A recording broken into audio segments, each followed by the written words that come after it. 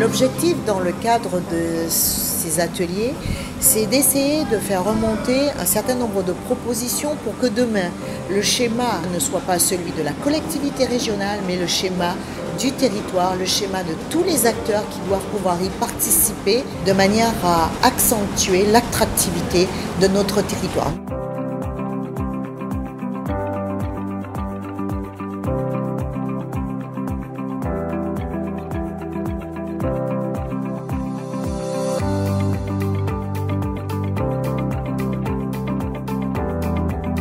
L'idée de la révision de ce schéma, c'est que ce schéma puisse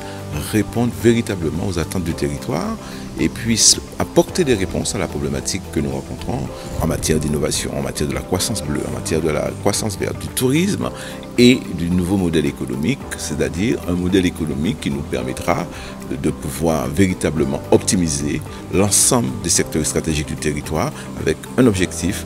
le développement de la Guadeloupe et la création d'emplois et l'harmonisation de l'archipel Guadeloupe à travers l'ensemble des actions portées par la collectivité régionale.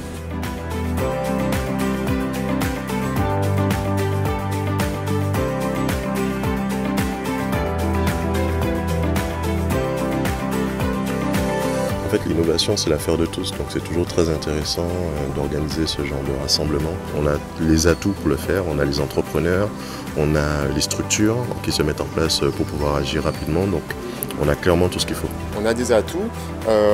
et maintenant il faut effectivement les identifier et animer tout ça et dynamiser tout ça. Et c'est dans ce cadre-là, je pense qu'une institution comme la région a un rôle effectivement de pouvoir identifier ça de manière à ce qu'on tire tous les projets dans la bonne direction. C'est aussi un intérêt, je pense, pour la collectivité régionale en charge du développement économique, d'emmener toutes les forces vives dans une même direction.